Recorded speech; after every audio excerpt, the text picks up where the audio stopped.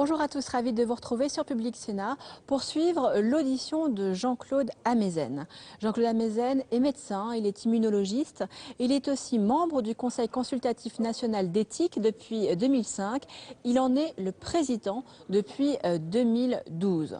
L'objet, la mission de ce comité consultatif d'éthique, c'est d'émettre des avis sur des problèmes de société, sur des questions d'éthique soulevées par les progrès de la science et de la médecine. Lors de cette audition, Jean-Claude Amezen, candidat à sa reconduction à la tête du comité national consultatif d'éthique, a notamment exprimé son point de vue sur la fin de vie, sur l'euthanasie. Il y a eu des questions sur ce sujet, mais aussi sur la procréation médicalement assistée, et notamment cette procréation médicalement assistée pour les couples homosexuels.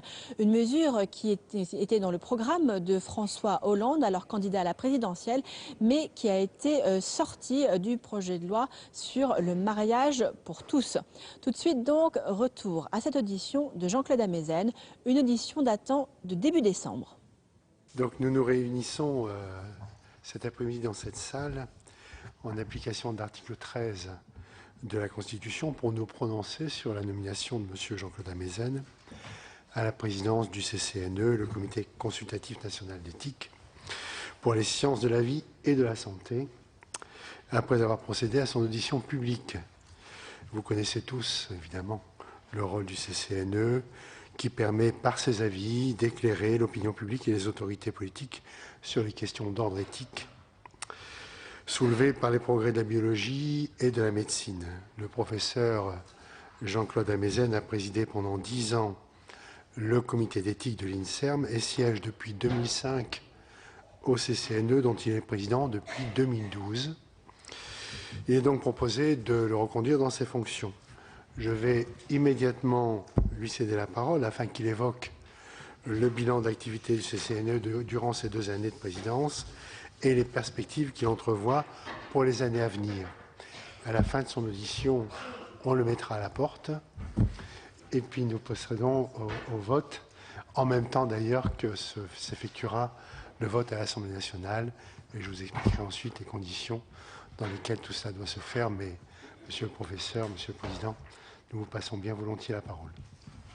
Merci beaucoup. Bonjour. Quelques mots peut-être sur la démarche éthique, puisque vous savez qu'il y a beaucoup d'approches et de représentations de ce qu'est la démarche éthique. Pour moi, peut-être en raison de mon parcours et de mon histoire, la démarche éthique est très proche de la démarche de recherche. La démarche de recherche en sciences est une démarche à la fois de respect pour l'ensemble du savoir et des connaissances accumulées, et en même temps une démarche de transgression qui fait le pari que remettre en cause les connaissances actuelles est le meilleur moyen, les questionner, le meilleur moyen de parvenir peut-être à des connaissances nouvelles demain. Et donc je trouve qu'il y a entre la recherche scientifique et le savoir une relation qui est assez proche de celle qu'il y a entre la démarche éthique et la déontologie, les lois, les pratiques, et que donc la démarche éthique est à la fois une démarche de respect pour l'ensemble des solutions qui ont été trouvées pour pouvoir mettre en relation les pratiques et les valeurs, et en même temps une démarche de questionnement qui vise à explorer l'inconnu pour essayer de trouver des réponses éventuellement plus satisfaisantes ou plus souhaitables. La deuxième relation, je dirais, entre la recherche et la démarche éthique tient au fait que la démarche scientifique, en effaçant les frontières entre la matière inanimée et le vivant, entre les cellules et les corps, entre l'animal et l'humain, entre le corps et l'esprit, a quelque chose qui à la fois est merveilleux, mais qui peut donner l'impression d'une démarche de déshumanisation, d'une démarche de réification, surtout lorsque ce qu'elle observe et qu'elle étudie et qu'elle manipule comme objet vu de l'extérieur nous concerne directement, parce que ça concerne le vivant, parce que ça concerne des parties de nous-mêmes ou parce que ça nous concerne. Et c'est ce qu'évoquait Martin Buber dans un très beau livre, Je et tu, il y a 80 ans, disant que la science, lorsqu'elle parle de nous, dit il ou elle ou ceci ou cela, et que nous vivons comme des jeux qui disent tu, qu'on attend des autres qu'ils nous disent tu, et que nous construisons un nous. Et donc l'enjeu éthique, disait-il, était de réussir à mettre ce que nous apprenons de la science sur nous en tant que il, elle, ceci ou cela, au service du je, du tu et du nous. Et il y a, je crois, deux grands principes de la démarche éthique biomédicale moderne qui sont fondés sur cette vision.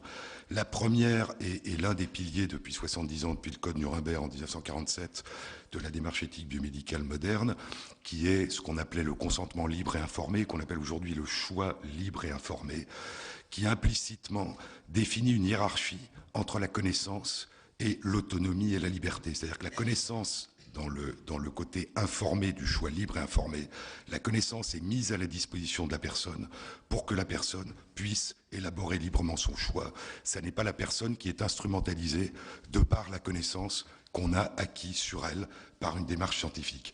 La deuxième implication, c'est le fait qu'aujourd'hui, un comité comme le Comité consultatif national d'éthique n'est considéré comme légitime dans le monde que s'il est indépendant, et que s'il ne comporte pas que des experts en biologie et en médecine, l'expertise est nécessaire, mais elle est considérée comme insuffisante.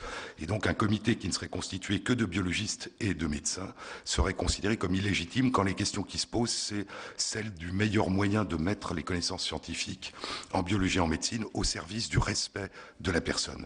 Et donc il y a cette idée de croiser les regards et d'élaborer une réflexion qui dépasse, qui inclut, mais qui dépasse l'expertise. Et ma conviction profonde en ce qui concerne le Comité consultatif national d'éthique est que sa mission essentielle, en tout cas à mes yeux, est de favoriser la réflexion et l'élaboration individuelle et collective d'une forme de choix libre et informé, et non pas de se substituer à la réflexion et au choix de la société. Quelques mots sur le Comité consultatif national d'éthique que vous connaissez. C'est le premier comité de ce type créé au monde. Il a été créé il y a 31 ans. Il y a maintenant des comités consultatifs nationaux d'éthique dans tous les pays européens et dans la plupart des pays du monde. 40 membres, une minorité de biologistes et de médecins, et des philosophes, des juristes, des anthropologues, des sociologues. 40 membres nommés par une quinzaine d'institutions, ce qui assure a priori une diversité de parcours et de points de vue. Une mission, élaborer des avis. Depuis 31 ans, enfin depuis 30 ans, depuis l'avis numéro 1, le comité a élaboré 122 avis. Alors, avis auxquels le législateur nous a dit que nous pouvons adjoindre, si nous le jugeons utile, des recommandations. Je reviens à ce que je disais. Il me semble que la mission essentielle, c'est d'aider à la réflexion.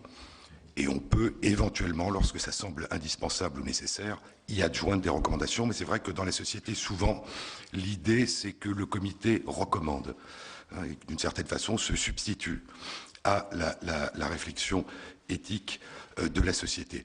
Deuxième mission, animer la réflexion. Et donc, il y a une journée publique qui est conçue par le législateur. Et dans cette journée, nous la consacrons depuis 2 ans à des travaux de lycéens, une douzaine de lycées en partenariat avec le CCNE qui, pendant l'année, sur la base du volontariat avec leurs professeurs de philosophie et de sciences de la vie et de la terre, réfléchissent à une question éthique, viennent la présenter en public, discutent avec les membres du CCNE et discutent avec le public. Et donc je pense que c'est intéressant, là encore, j'espère que cette initiative pourra être étendue au-delà de cette douzaine de lycées partenaires, parce que je pense que c'est important que l'appropriation d'une réflexion éthique commence relativement tôt si on veut véritablement qu'elle vive dans la société. Et depuis la loi du 7 juillet 2011 relative à la bioéthique, le législateur a confié une autre mission au CCNE, je dirais, qui rajoute à cette notion d'animation du débat public, c'est qu'en cas de projet de réforme,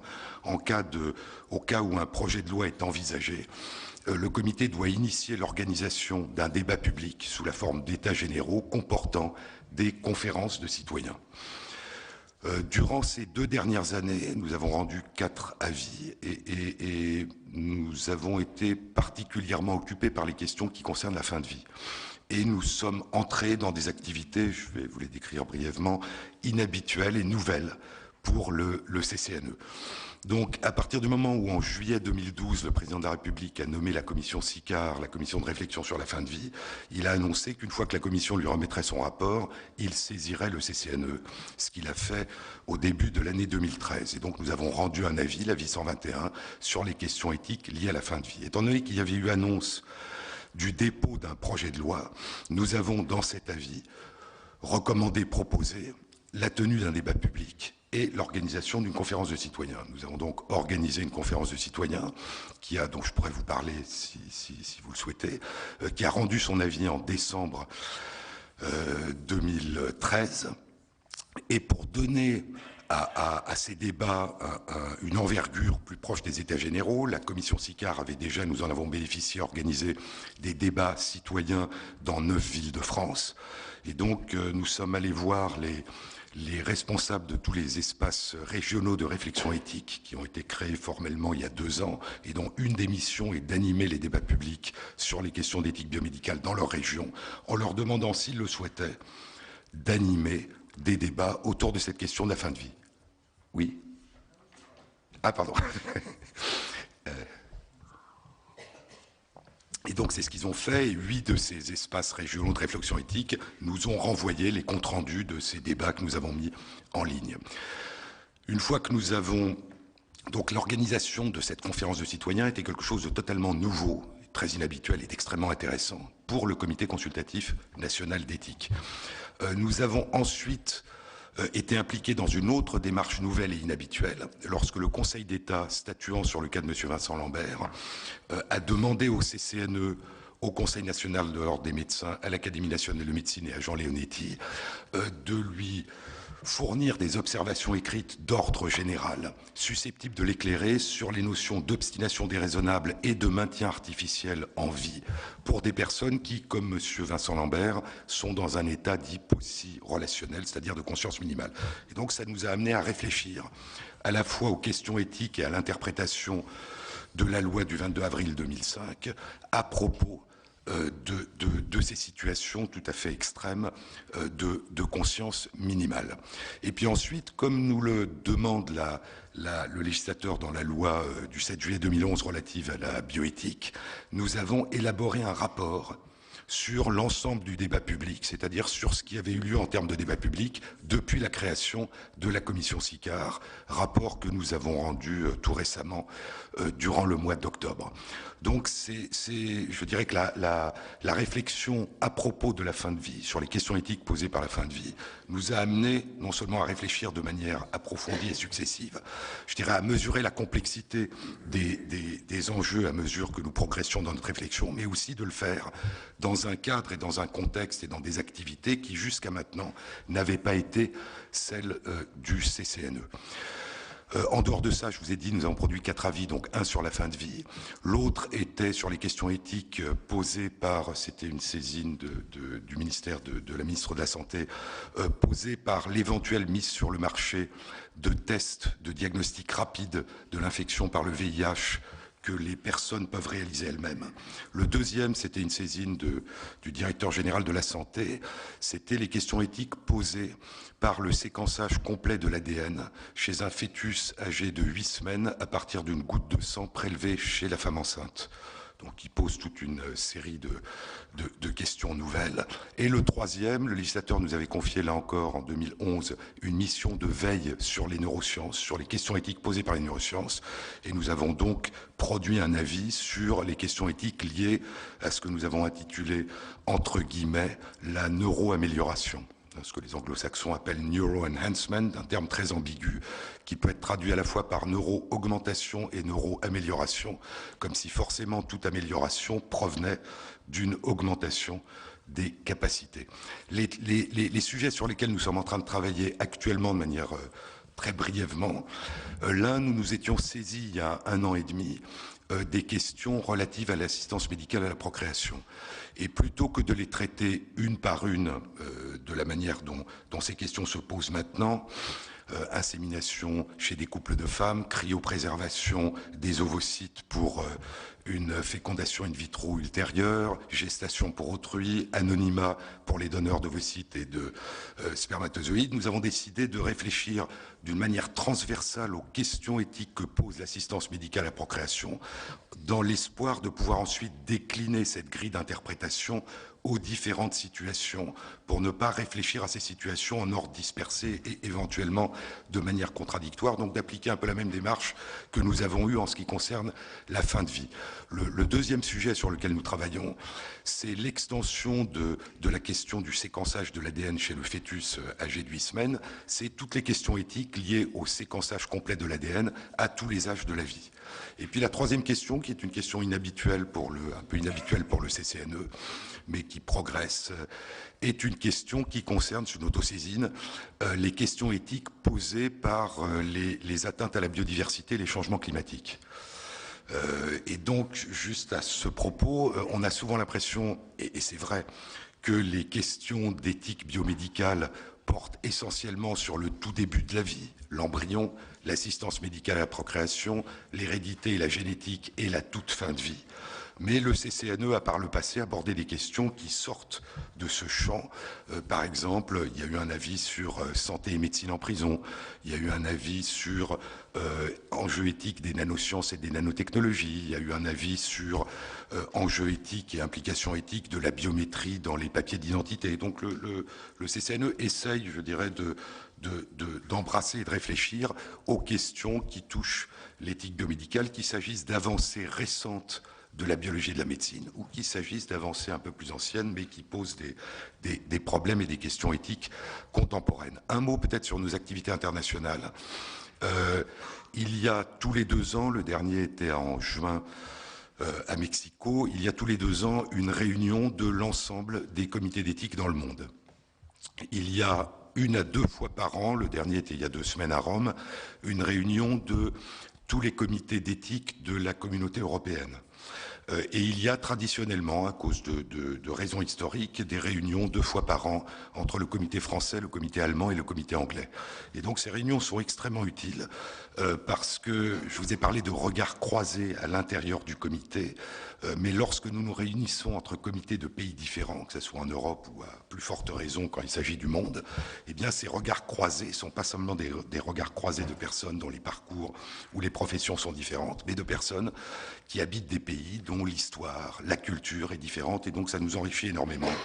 Et en général, ce que nous percevons, c'est ce qui nous apparaît comme des points aveugles dans les raisonnements de nos collègues, et nos collègues nous font ressortir que certains de nos raisonnements et certaines de nos réflexions comportent des points aveugles sur lesquels il est bon ensuite de pouvoir revenir et de pouvoir nous réinterroger. Un mot peut-être sur un certain nombre d'avancées que je souhaiterais, que nous souhaiterions mener. La première concerne cette dimension internationale, avec peut-être 2 objectifs. L'un, c'est, on parle beaucoup dans les débats d'éthique biomédicale dans notre pays, on parle beaucoup des autres, de ce qui se fait dans d'autres pays, y compris dans d'autres pays européens, mais on écoute assez rarement les autres nous parler de ce qu'ils pensent de ce qui s'y fait. Donc faire en sorte que les débats publics, les réflexions puissent comporter nos homologues des comités d'éthique d'autres pays pour faciliter la réflexion dans notre pays.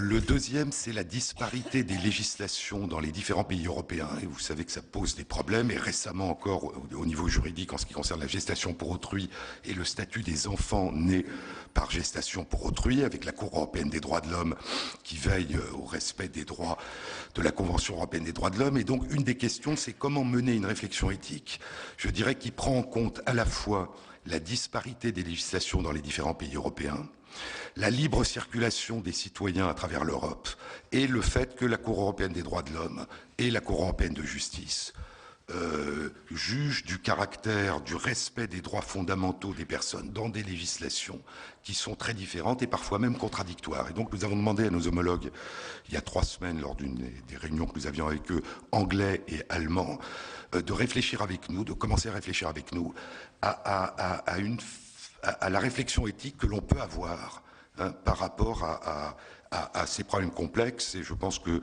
ça devrait devenir un des sujets du prochain sommet mondial qui aura lieu dans 1 an et demi à Berlin. Troisième point, je vous ai parlé de ce sujet que nous traitons actuellement, qui est biodiversité, questions éthiques liées à la biodiversité, au climat. Nous pensons que c'est une réflexion qui ne peut pas être une réflexion purement française, parce que les enjeux sont mondiaux et internationaux. Et donc, nous voulons, avant la conférence climat qui aura lieu en décembre 2015, organiser un symposium avec nos homologues de comités d'éthique de pays étrangers, en particulier de l'hémisphère sud, pour réfléchir ensemble, au moment où nous essayons d'élaborer un avis, aux questions éthiques, avec ces regards croisés internationaux qui se posent en matière de biodiversité. Et le pari, la question, c'est est-ce qu'une réflexion éthique sur ce sujet peut apporter quelque chose par rapport aux réflexions d'experts qui sont déjà abondantes dans ce domaine. Le deuxième point, c'est l'organisation du débat public. Je vous disais, essayer d'y introduire un regard international, mais aussi essayer de faire en sorte que le Comité consultatif national d'éthique ne se retrouve pas opérateur de l'organisation de tous les débats publics. Parce que si nous devenons opérateurs d'organisation de débats publics, nous cesserons de pouvoir assurer nos autres missions. Donc le législateur très sagement demandait au comité d'initier l'organisation d'états généraux, et donc nous sommes en réflexion, en discussion en particulier avec la Commission nationale du débat public, pour voir si d'autres institutions, dont le rôle est d'animer dans d'autres domaines la réflexion et le débat public, peuvent nous aider à animer une réflexion dans ce domaine. Troisième point, je vous ai parlé de cette initiative ancienne du CCNE d'animation de la réflexion éthique chez les lycéens. Nous souhaitons l'étendre aux étudiants, et donc favoriser pour des étudiants dans des universités la réflexion éthique. Et donc on vient de mettre en place un partenariat avec l'École normale supérieure pour commencer, et ça se fera sous forme de symposium, organisé par des étudiants des différentes disciplines, sciences dures, sciences humaines et sociales, les enseignants et des membres du CCNE, pour essayer sur un certain nombre de sujets transversaux, encore une fois, de voir comment on peut passer de l'animation de la réflexion éthique au niveau lycéen à une animation de la réflexion éthique ou à l'émergence, à la facilitation de l'émergence de la réflexion éthique dans le monde des étudiants. Voilà, merci. Voilà, mes chers collègues, je pense qu'il y a évidemment beaucoup de questions. Le premier qui a levé la main, c'est Monsieur Godefroy. Oui, Monsieur le Président, aussi, Monsieur le Professeur, ça ne vous surprendra pas. Il y a en 2012, quand vous étiez venu devant nous, Monsieur le Professeur, je vous avais posé 3 questions. Je vous avais demandé quels étaient votre schéma de travail sur la fin de vie, la procréation médicalement assistée, la GPA. Vous venez en partie d'y répondre. Et donc aujourd'hui, qu'en est-il? Je considère que sur la fin de vie, le Conseil consultatif national d'éthique a rempli parfaitement son rôle pour informer les décideurs que nous sommes de ce que nous devons mettre dans une éventuelle loi.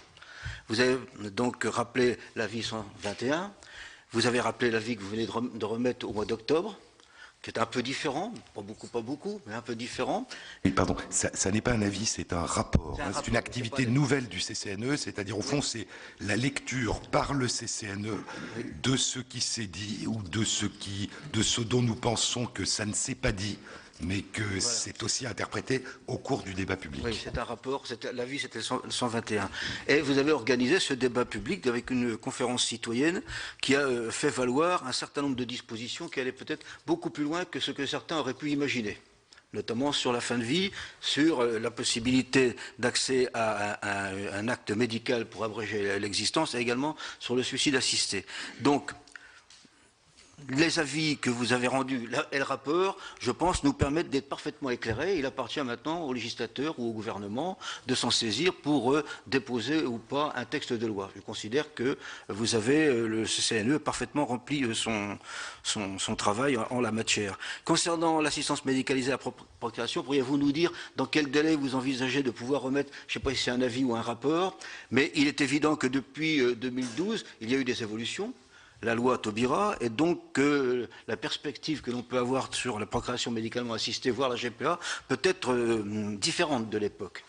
Ensuite, concernant la gestation pour autrui, même s'il a été déclaré par beaucoup de personnes que le débat n'avait pas lieu d'être, force est de constater qu'il s'impose à nous, puisque c'est un fait qui existe.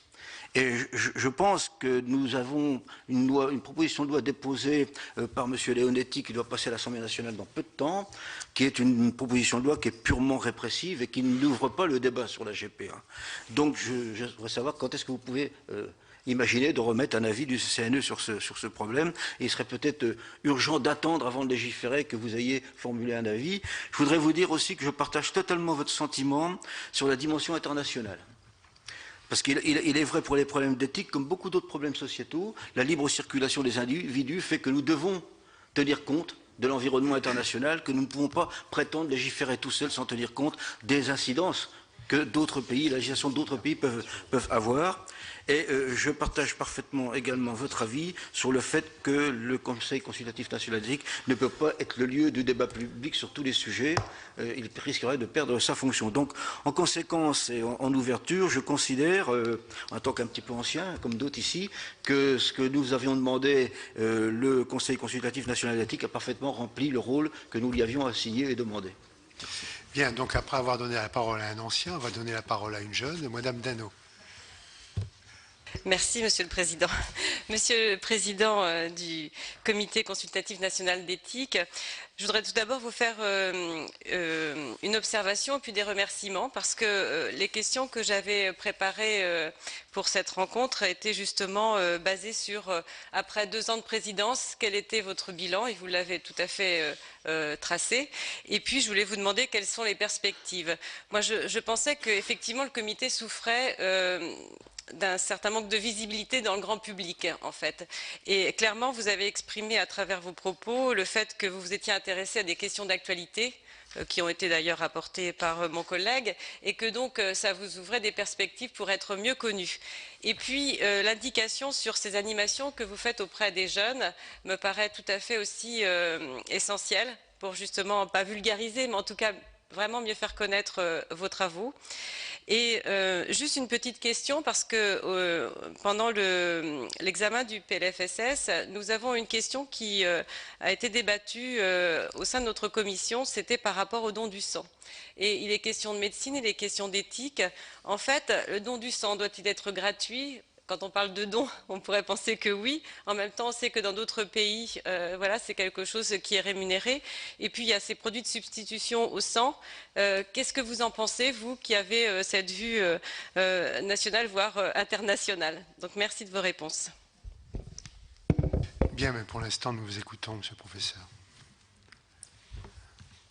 Alors, sur la question de l'assistance médicale à la procréation, alors sur la question de la gestation pour autrui, le comité avait rendu un avis il y a 4 ans, mais comme vous le dites, nous revenons, nous examinons l'ensemble des questions liées à l'assistance médicale à la procréation, et donc la gestation pour autrui en fait partie. Je pense, c'est ce que j'avais annoncé, que cet avis ne sera pas rendu public, il avance, avant le printemps, la fin du printemps, le début de l'été de l'année 2015.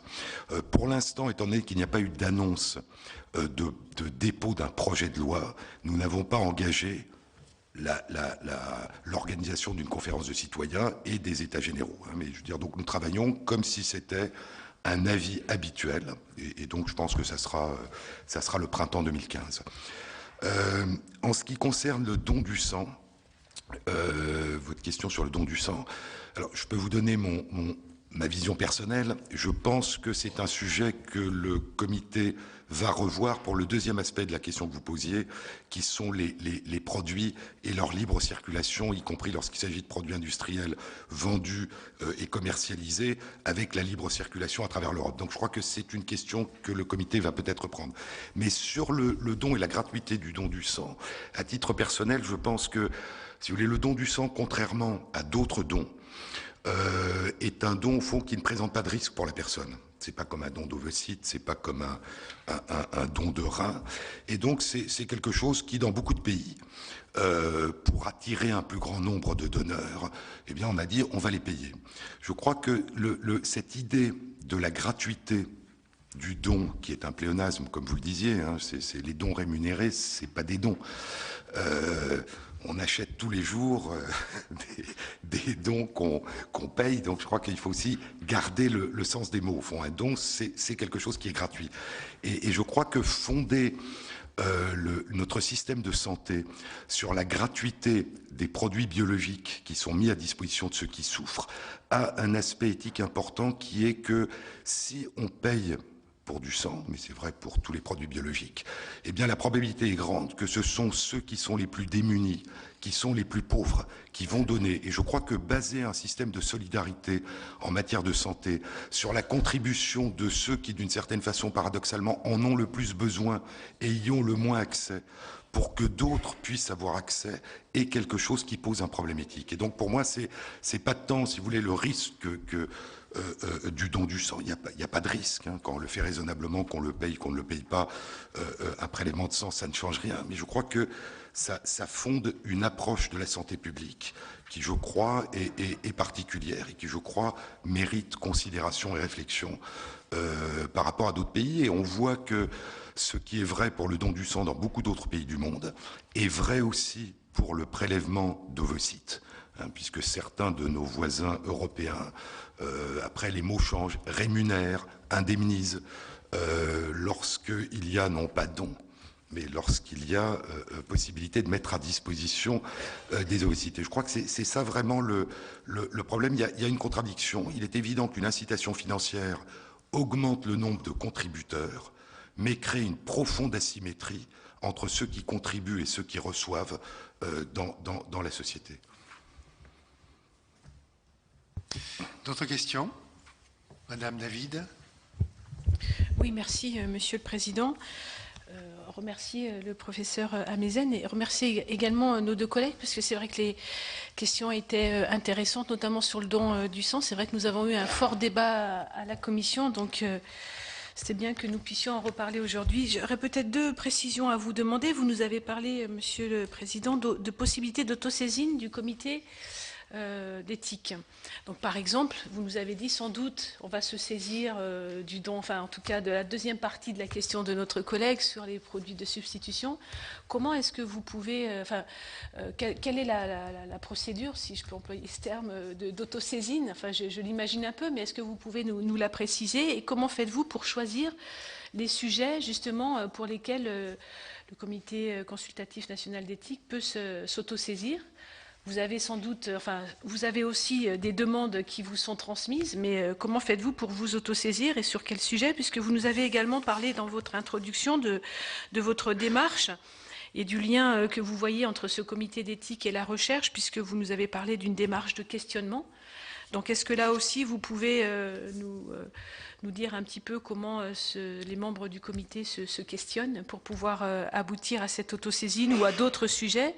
Et je reviendrai juste sur ce dont a parlé notre collègue Jean-Pierre Godefroy, sur ce que vous avez organisé, les états généraux et la consultation que vous avez menée avec l'avis rendu, l'avis 121. Vous vous en souvenez, on s'était rencontrés à cette occasion, au moment un peu avant de mettre en route ces débats. Et j'avais été un peu, comment dire, je ne trouve pas un mot qui ne soit pas... j'avais été un peu interpellée, on va dire, sur le choix des personnalités que vous aviez choisies pour animer ces débats. Voilà, donc comment faites-vous aussi pour le choix des personnalités, puisque dans cette consultation des citoyens, c'est donc des femmes et des hommes qui sont un petit peu choisis et qui participent à ces ateliers et qui sont en contact avec des spécialistes. Comment faites-vous pour avoir des spécialistes, je dirais, non pas neutres, parce qu'un spécialiste n'est pas forcément neutre, mais en tout cas qui a un regard complet sur l'ensemble du dossier? Merci. Madame Procaccia. Merci, Monsieur le Président. Monsieur Amezen, ce matin, aux informations, on entendait qu'il y avait une nouvelle possibilité pour les dons d'organes.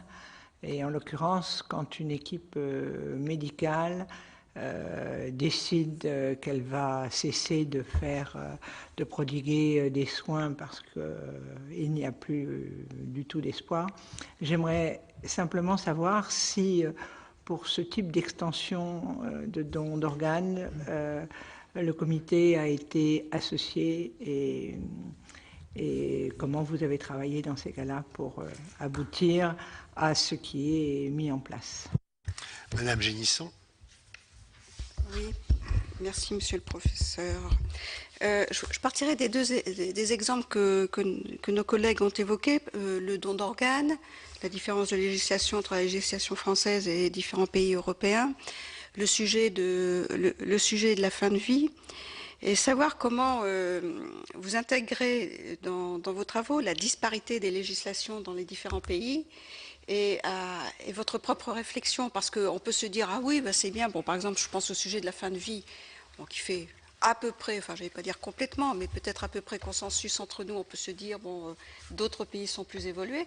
Je pense à d'autres questions, par exemple le don du sang, bon, on peut peut-être s'enorgueillir de la position française. Alors comment vous arrivez à vous intégrer et vous concilier les deux démarches? Voilà, monsieur le professeur, c'est à vous. Je vais reprendre dans l'ordre, hein, autosaisine et saisine, un certain nombre d'institutions, le président de la République, les ministres. Vous vouliez... Oui. Donc, un certain nombre d'institutions, le président de la République, l'Assemblée, par l'intermédiaire de son président, le Sénat, les ministères, les responsables d'institutions de recherche et universitaires peuvent saisir officiellement le Comité consultatif national d'éthique d'une question. En dehors de ça, le comité s'autosaisit, et il s'autosaisit à partir de deux origines. Tout citoyen peut écrire, toute association, toute profession, toute institution peut écrire au CCNE, lui présenter un problème et lui demander de s'autosaisir de cette question. À ce moment, le CCNE examine si la question d'abord lui paraît suffisamment générale, nous ne traitons pas de cas particuliers, et si la question nous paraît suffisamment importante par rapport aux autres questions que nous devons traiter pour nous en autosaisir. Et puis il y a une troisième forme d'autosaisine qui est lorsque le comité lui-même considère qu'une question que personne ne lui a posée est suffisamment importante pour qu'il la traite. Ce qui donne en général le CCNE, je dirais que le croisement des regards, le fait qu'il nous faut élaborer dès le départ un langage commun, hein, une question biologique et médicale très pointue, est très complexe à comprendre pour une philosophe, pour un juriste, pour une anthropologue.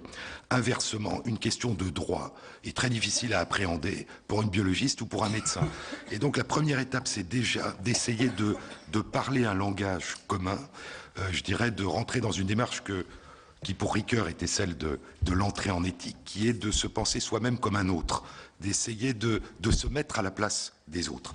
Et une fois qu'on a élaboré ce langage commun, on essaye d'avancer dans une réflexion qui, quand elle réussit, permet de faire émerger une réflexion qui est différente de celle que chacun au départ avait. Donc nous ne confrontons pas des points de vue déjà préétablis, nous essayons de faire émerger quelque chose qui dépasse les points de vue initiaux. Ce qui, à mon sens d'ailleurs, et c'est pour ça que quand je parle d'animation du débat public, est quelque chose qui manque beaucoup dans notre pays, hein, où souvent le débat c'est la confrontation d'opinions préétablies et puis il faut choisir. Et c'est pas cette habitude qui existe dans certains pays de se mettre à plusieurs dans la diversité pour essayer de voir si on peut pas faire émerger, faire naître une réflexion ou une solution nouvelle. Donc alors le temps est important pour le CCNE, ce qui revient à la première question. Nous travaillons bien quand nous travaillons lentement, parce qu'il y a cette acclimatation, cette humilité, cette écoute, cette construction commune qui prend du temps, hein, qui est un processus au fond de transformation. Lorsque nous sommes saisis avec un calendrier souhaité, nous sommes un peu plus contraints. Alors même si nous dépassons assez souvent le calendrier souhaité, nous essayons de rester dans ce calendrier. Lorsque nous nous autosaisissons, c'est vrai qu'il y a un très grand confort. Et donc nous pouvons avancer à la vitesse que nous croyons être celle du service que nous pouvons rendre voilà, à la société. Donc je pense que le temps, et c'est vrai que c'est ce qui manque beaucoup dans la vie actuelle, hein, le temps de la réflexion, c'est sans doute quelque chose de très important. Et soit dit en passant, je pense que les 2 ans et demi de temps consacré au débat et à la réflexion sur la fin de vie sous des formes très diverses a sans doute eu un effet sur la société qui a permis de mieux prendre en compte les enjeux, la complexité, ce questionnement qu'au tout début. Donc, qui choisit, qui décide en premier lieu? Il y a 12 membres du comité qui sont élus par les 40 membres et qui constituent ce qu'on appelle la section technique. Il y a un président qui est élu aussi par la section technique. Et cette section technique, un peu comme un bureau, reçoit les demandes et les traite en premier lieu, s'interroge lorsque des membres souhaitent que le comité s'autosaisisse, s'interroge. Et puis une fois que cette section technique a réfléchi, elle revient devant le comité plénier pour voir ce que pense l'ensemble des membres. Et donc c'est comme ça que collectivement, nous décidons à la fois des questions dont nous nous saisissons et de la priorité que nous leur accordons. Alors nous pouvons répondre lorsque nous pensons qu'il n'y a pas lieu d'élaborer un avis. Nous pouvons répondre à ceux qui nous saisissent sous forme d'une lettre, où nous expliquons notre point de vue, mais sans en faire un avis. Alors, la conférence de citoyens. Conférence de citoyens, c'est intéressant. Pour nous, ça a été tout à fait intéressant parce que tout à fait nouveau. On a d'abord fait un appel d'offres publiques avec un budget limité en demandant des opérateurs. On a eu un certain nombre d'opérateurs. On avait posé une condition qui a surpris beaucoup d'opérateurs. L'un d'entre eux nous avait dit que ça serait impossible, ce qui m'avait beaucoup surpris. Une des conditions était que les citoyens ne soient pas rémunérés et indemnisés, mais que simplement leurs frais soient remboursés. Il semble que de plus en plus de conférences de citoyens rémunèrent les citoyens, ce qui, à notre sens, n'a pas vraiment beaucoup de sens, puisque ce sont des personnes qui décident bénévolement de participer à la réflexion publique au bénéfice de la société. Donc c'était une des conditions. Donc l'opérateur que nous avons retenu était l'IFOP. L'IFOP qui avait d'ailleurs organisé les 3 conférences de citoyens qui avaient eu lieu, organisées par Jean Leonetti, avant la révision de la loi relative à la bioéthique de 2011. Une fois que cette conférence de citoyens a été réunie, alors les critères choisis, ils n'étaient évidemment pas représentatifs de la population française, il faut plus de 1000 personnes, mais ils étaient choisis par l'IFOP sur les critères de l'INSEE, c'est-à-dire correspondant en termes d'âge, de profession, de répartition géographique, d'habitation rurale ou urbaine, à la grille de l'ensemble de la nation. Donc pas représentatif, mais j'allais dire choisis sur des critères qui correspondent à ceux de la nation. C'est très intéressant parce que ces 18 personnes se rencontrent pour la première fois, elles ne se connaissent pas. Nous avons beaucoup réfléchi pour savoir si nous voulions assister à leur réunion, parce que c'est très intéressant de les voir réfléchir et c'est très intéressant de les écouter, discuter, dialoguer avec les personnes qu'elles auditionnent. Et nous avons décidé que de la même façon que le législateur a prévu que les réunions du comité consultatif ne sont pas publiques, mais que c'est le fruit de ces réflexions qui est rendu public, il n'y avait pas de raison de demander à cette conférence de citoyens de fonctionner d'une manière qui ne nous paraissait pas la plus souhaitable pour nous. Et donc, nous avons décidé de les laisser seuls. Avec un animateur simplement pour pas de président, un animateur pour essayer de dénouer les moments où il risque de ne rien se passer. Et nous leur avons proposé 10 intervenants, c'est 4 week-ends, 10 intervenants. Comment est-ce que nous les avons choisis? Le but était évidemment pas qu'ils soient objectifs, le but était qu'ils reflètent au mieux les différents horizons et les différentes perspectives qu'on peut avoir sur ces questions de fin de vie. Une chose qui a facilité notre choix, c'est que l'avis 121, comme un tiers des avis du CCNE, vous savez que les avis du CCNE ne sont pas pris à l'unanimité, ce qui a pour effet au cours de la réflexion de ne pas condamner les membres à être tous d'accord d'emblée. Et donc le risque, si on est tous d'accord, c'est d'arriver au plus petit dénominateur commun et que ça ne soit pas très intéressant. Donc chacun participe à la réflexion, mais on sait que si, in fine, un ou des membres pensent qu'il y a une autre façon de réfléchir ou une autre façon de poser les questions, eh bien, une opinion minoritaire est écrite, qui est adjointe à l'avis. J'ai compté à cette époque, il y a à peu près un tiers des avis du CCNE depuis sa création qui comporte une opinion minoritaire, qui peut être signée par une personne, qui peut être anonyme et qui peut compter jusqu'à 15 membres du comité sur 40. Mais nous ne comptons pas, donc nous avons un avis majoritaire. Nous ne votons pas, sauf dans le passé, avant que je ne prenne la présidence, dans le passé, à certains moments qui étaient particulièrement difficiles. Nous considérons qu'il y a une majorité et puis que ceux qui veulent éventuellement exprimer une opinion minoritaire l'expriment. Il se trouve que dans l'avis 121, il y avait un consensus sur toute une série de questions qui concernaient l'accès aux soins palliatifs, l'accompagnement d'amont, le droit à une sédation profonde jusqu'au décès, le fait que les directives anticipées s'imposent aux soignants, mais qu'il y avait une divergence profonde que nous avons retrouvée d'ailleurs, non pas en termes statistiques, mais en termes d'argumentation dans la société lorsque nous avons élaboré notre rapport sur la question de l'euthanasie et de l'assistance au suicide. Donc l'avis majoritaire expliquait pour quelles raisons il considérait qu'il n'était pas souhaitable d'autoriser l'assistance au suicide et l'euthanasie. Je dis très simplement, c'est le souci des personnes les plus vulnérables. Et l'opinion minoritaire expliquait pourquoi une autre façon d'aborder la question permettait d'envisager l'autorisation.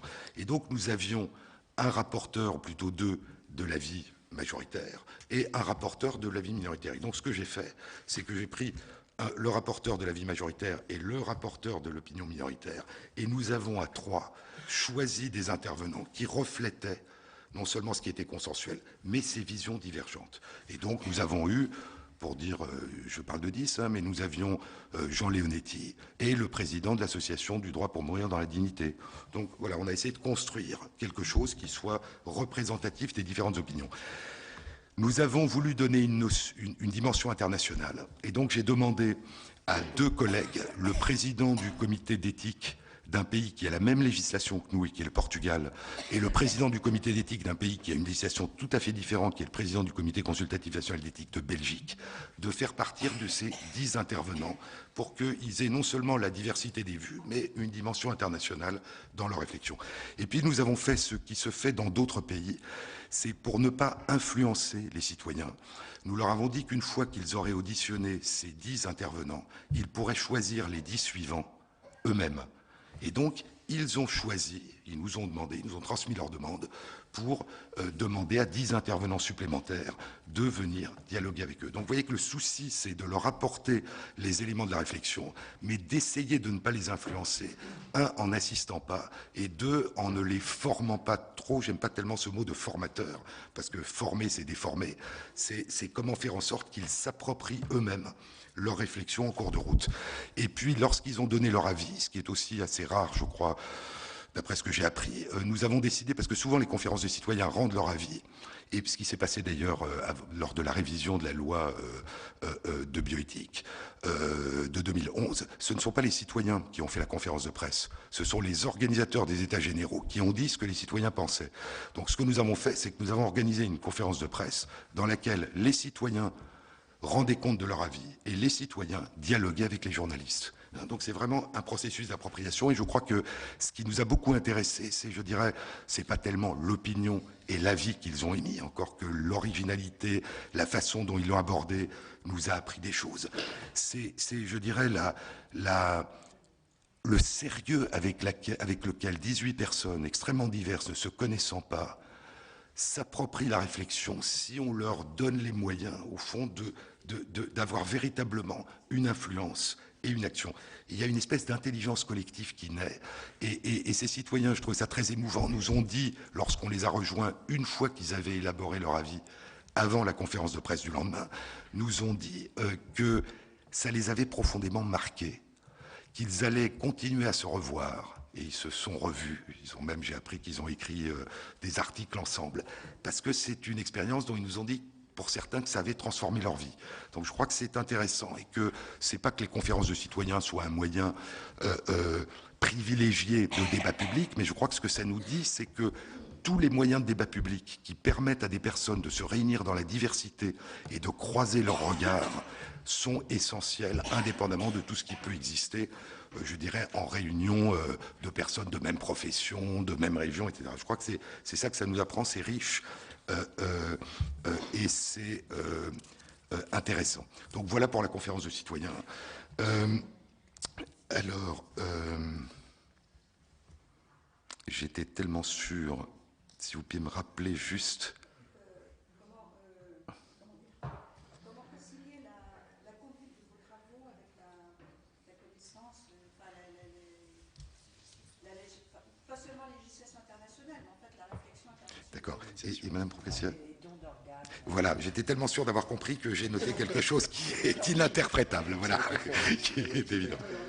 Voilà, décision d'aujourd'hui. Alors je crois, bon, le comité, là encore, le comité n'a pas travaillé sur cette question et l'autorisation qui a été donnée, d'après ce que j'ai appris par l'Agence de la biomédecine aujourd'hui, je dirais, est indépendante pour l'instant d'un travail du comité. Le comité a rendu un certain nombre d'avis sur la question des greffes d'organes depuis 31 ans, et le dernier avis, je crois, remonte à 3 ans, mais il n'y a pas eu de travail spécifique sur cette question. Je pense qu'elle mérite, là aussi, mais vous voyez, là encore, après, il y a une question de priorité, de temps et de possibilité. C'est une question qui mérite d'être posée. Pourquoi ? Parce que, à mon sens, les questions qui se posent, il y en a deux.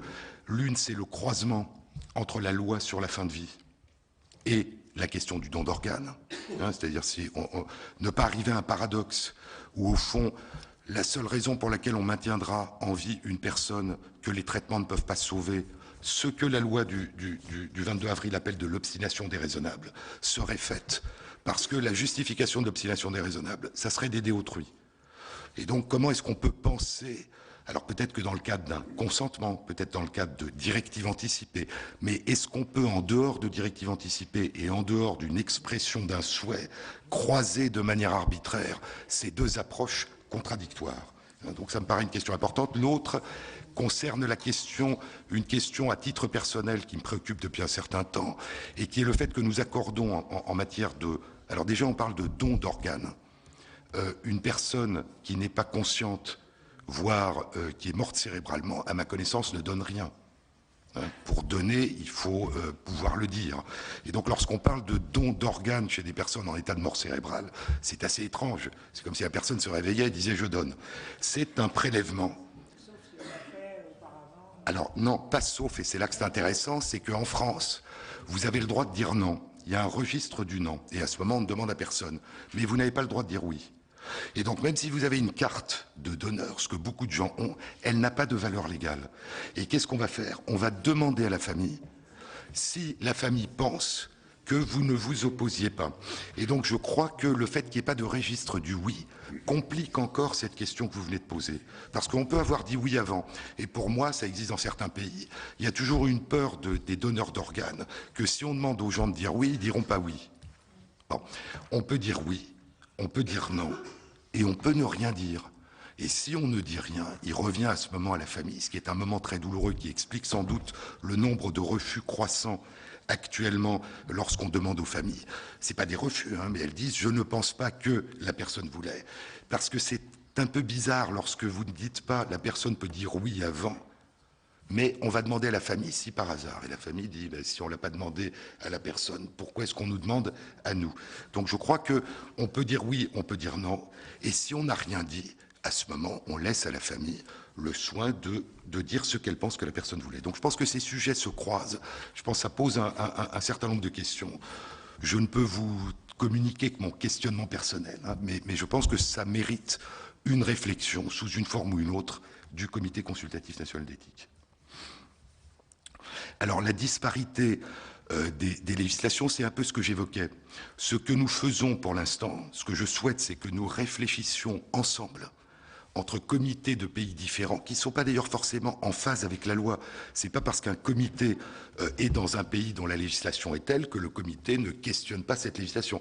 Mais il a l'expérience de cette pratique que nous voyons du dehors et que les membres du comité voient de l'intérieur. Et donc j'aimerais bien que nous réfléchissions ensemble, y compris, je dirais, dans une vision altruiste. Ma première préoccupation, c'est est-ce qu'un pays qui, par exemple, prenons l'Angleterre, autorise la gestation pour autrui sous certaines conditions, considérera que le fait que nous ne l'autorisions pas, c'est notre problème et c'est pas à eux de réfléchir pour nous aider à penser. Donc ma première question, c'est est-ce que nous pouvons réfléchir ensemble d'une manière altruiste, c'est-à-dire au fond nous préoccuper du questionnement des autres, même si le problème ne se pose pas dans notre pays, que ce soit dans un sens ou dans l'autre. Est-ce que nous pouvons aider ceux qui prélèvent le sang en rémunérant à réfléchir, en nous mettant à leur place et en les aidant. Donc ça, c'est ce que je souhaite. Pour l'instant, c'est pas comme ça que ça se passe. Pour l'instant, ce qui se passe, c'est que nous bénéficions de la réflexion de nos collègues pour approfondir la nôtre. Et ce qui est intéressant, c'est pas tellement que dans un pays on dit oui et dans un autre pays on dit non. C'est de quel point on part pour arriver à cette conclusion. Et ce qui enrichit énormément la réflexion, c'est de voir qu'il y a plusieurs façons de poser le problème, indépendamment de la conclusion qu'on en tire. Et donc ces différentes façons de poser le problème, même si elles ne changent rien à nos conclusions ou à nos réflexions, je dirais nous enrichissent. C'est-à-dire qu'au fond, nous réfléchissons dans une meilleure connaissance des causes que si nous étions seuls à nous poser la question. Et j'ai trouvé que dans beaucoup de domaines, qu'il s'agisse de la fin de vie, du début de vie, de beaucoup d'autres questions, les conclusions qui peuvent nous paraître étranges ne sont pas des coups de dé. Elle procède d'une réflexion, d'une façon de poser les questions, de présupposés, qu'on peut d'ailleurs ensuite discuter, qui sont différents des nôtres Et donc c'est ça qui nous enrichit, je dirais, depuis longtemps. Mais ce que je souhaiterais maintenant, c'est que nous réfléchissions ensemble à nos problèmes respectifs. Il me reste 2 questionneurs, mais je voudrais juste vous dire avant, monsieur le professeur, que dans le cadre du don d'organes, cœur arrêté ou en état de mort cérébrale, le Sénat, à l'époque, dans le cadre de la dernière loi de bioéthique, avait voté un article autorisant ce prélèvement, même sans le oui, et que cet article a été supprimé par l'Assemblée nationale ensuite. Je passe la parole à madame Guidicelli. Merci, Monsieur le Président. Merci, Monsieur Amesen. Vous avez présidé le comité éthique et scientifique de la Fondation internationale de la recherche appliquée sur le handicap. En même temps, je pense sur les enfants handicapés. Et je voulais savoir à peu près si vous pouviez nous en dire davantage, où nous en étions, sachant quand même que tous les ans, il y a entre 800 et 900 enfants qui naissent en France autistes. On décèle l'autisme peu de temps après. Et surtout, on nous dit qu'il y a en gros 70 à 80% de garçons parmi ces autistes. Merci. Monsieur Amiel. Oui, ma question portait sur la fin de vie et sur les limites entre légalisation et dépénalisation de l'euthanasie. Je prononce carrément le mot. Alors, 2 choses. Vous avez parlé des conférences de citoyens qui répondent en partie à la question que je voulais poser sur la participation de non-experts en la matière. Parce qu'au fond, c'est quelque chose qui concerne ô combien tout le monde et dont les décisions sont prises par des experts qui relèvent du médical, du juridique ou du philosophique. Mais la question de dépénaliser ou de légiférer peut-être se poser sur les questions de fin de vie. Parce que quelque chose que l'on aborde rarement, c'est que les avis qui sont donnés, excusez-moi, je mets un peu les pieds dans le plat, mais sont donnés par des gens bien portants. Moi, évidemment, je vous fais part de 35 ans d'exercice de la médecine. La demande d'euthanasie active est rarissime. Moi, ça m'est arrivé 3 fois en 35 ans. Et j'ai accompagné de très très nombreux patients en fin de vie.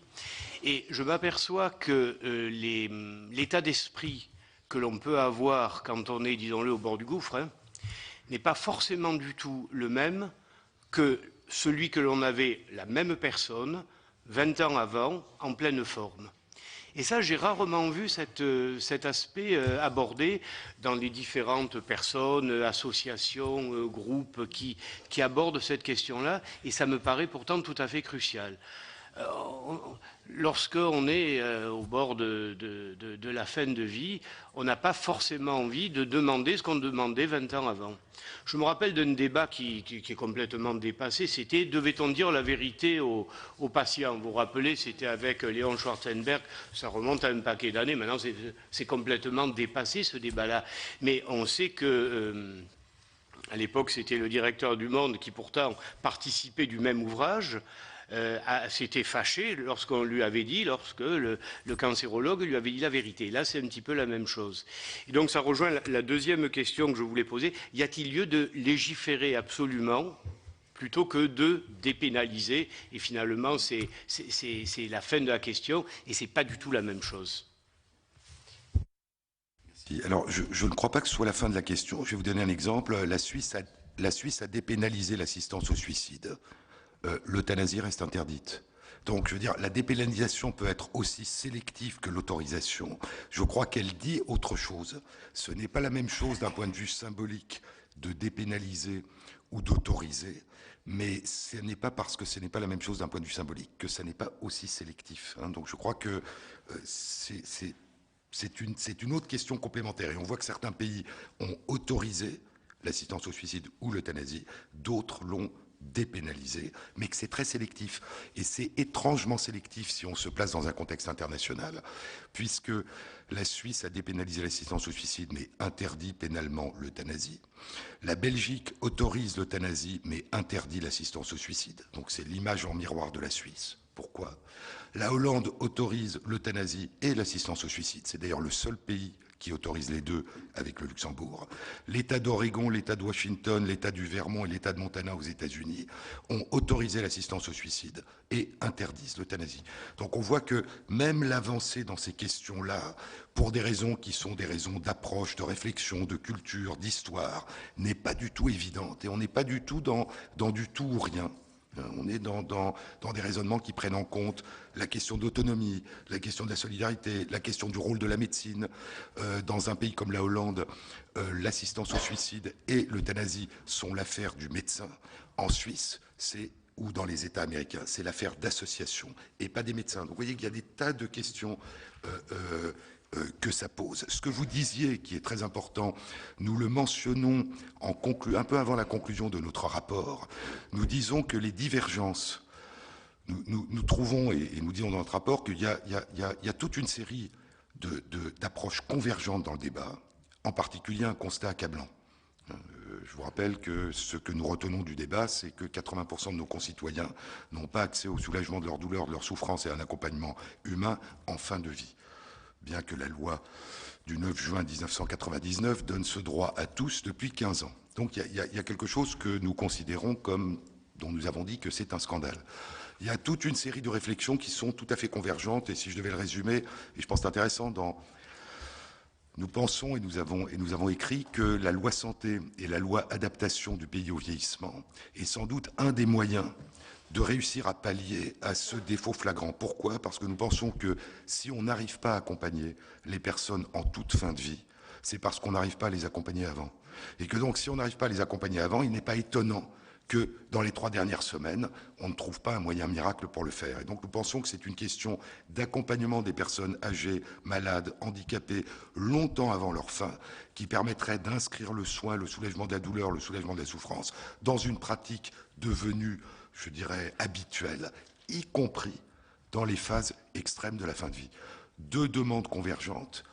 Le droit à pouvoir dormir jusqu'au décès si on le demande, que ça ne soit pas le médecin qui décide. C'est qu'il y a un paradoxe dans la loi du 22 avril 2005. Si la personne est inconsciente, le médecin est obligé de faire une sédation profonde jusqu'au décès, parce qu'on ne sait pas si la personne pourrait souffrir. Si la personne est consciente, c'est le médecin qui décide. Et donc l'idée, c'est que si la personne le demande, eh bien que ça devienne un droit. C'est ce que nous avons perçu. La deuxième, c'est les directives anticipées, que les directives anticipées s'imposent, sauf si le médecin a de bonnes raisons de penser qu'elles ne correspondent pas à l'état de la personne, et donc il ne faudrait pas l'appliquer. En ce qui concerne, encore une fois, l'euthanasie et l'assistance au suicide, divergence au sein du comité consultatif et divergence dans la société, y compris sur la terminologie, ce qui nous a beaucoup frappé. Pour la conférence de citoyens, contrairement à la commission SICAR, contrairement au CCNE, l'euthanasie, c'est de l'assistance au suicide. Ce que dit la conférence des citoyens, c'est ce qui compte, c'est l'autonomie de la personne. Et donc, qu'on me donne les moyens d'interrompre ma vie, ou que quelqu'un le fasse à ma demande, c'est la même chose. Pour d'autres, comme la commission SICAR, il y a une différence radicale entre donner les moyens à quelqu'un de faire quelque chose et le faire directement. Donc vous voyez que même sur la terminologie, quelle est la différence, qu'est-ce qui est en jeu, il n'y a pas vraiment d'accord. Et ce que nous écrivons un peu avant la fin, c'est qu'il nous semble qu'une partie de ces divergences vient non seulement de points de départ, de perspectives philosophiques, éthiques, culturelles, différentes chez les personnes, mais qu'elle vient des différents points d'où les personnes parlent. Et donc nous disons que lorsqu'on parle de fin de vie, je crois que nous avons intitulé ce chapitre « De qui parlons-nous quand nous parlons de la fin de vie ?» On parle de la fin de vie de personnes quand on est bien portant. On parle de la fin de vie de soi quand on est bien portant. On parle de la fin de vie de soi quand on est malade. On parle de sa propre fin de vie quand on va très mal. On parle de la fin de vie de proches. On parle de la fin de vie de personnes qu'on ne connaît pas. On parle de la fin de vie de personnes qu'on peut assister si on est soignant ou pas. Et donc, au fond, c'est un sujet, c'est une question éthique très particulière parce que contrairement à beaucoup de questions d'éthique, elle nous concerne tous.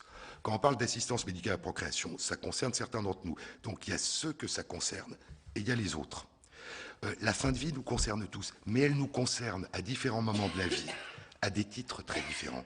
Et donc cette espèce de, je dirais, de confusion implicite fait que certaines positions s'opposent parce qu'on ne parle pas de la fin de vie des mêmes personnes ou on ne parle pas de sa fin de vie au même stade. Donc c'est quelque chose qui est vraiment important, ce que vous mentionnez, et qui nous a paru un des points, je dirais, qui n'a pas été questionné ou qui a très peu été questionné durant le débat. Et c'est pour ça que nous le soulevons, puisqu'il y a toute une partie de notre rapport que nous consacrons à essayer de dégager les questions que nous considérons comme sous-jacentes et implicites, et dont nous pensons que la formulation aiderait à clarifier un certain nombre de points dans le débat.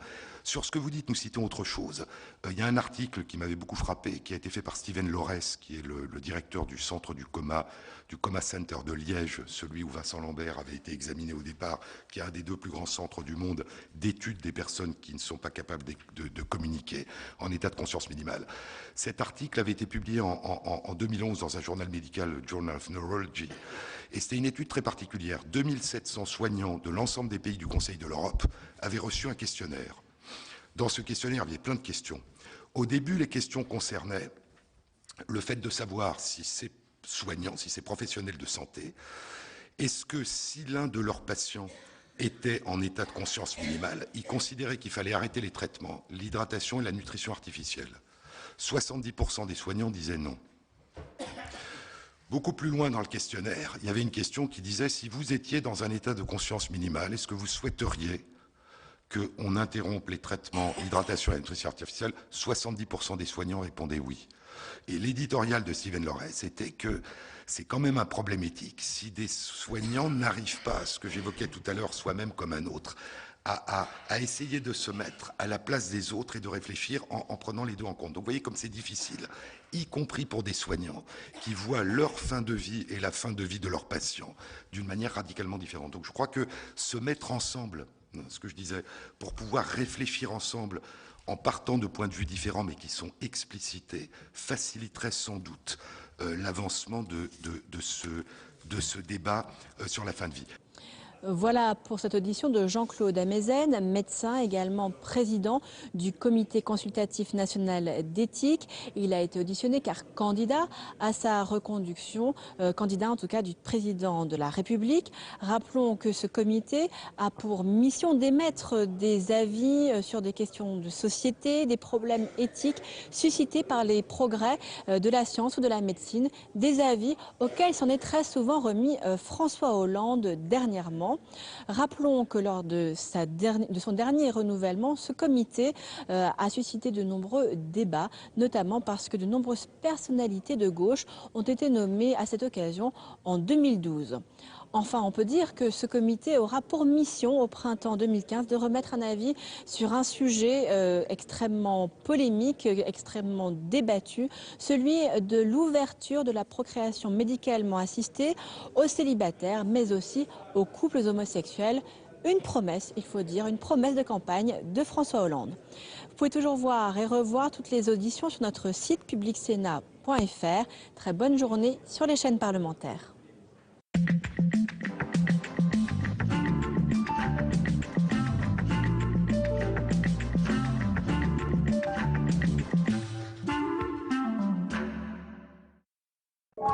Ce soir,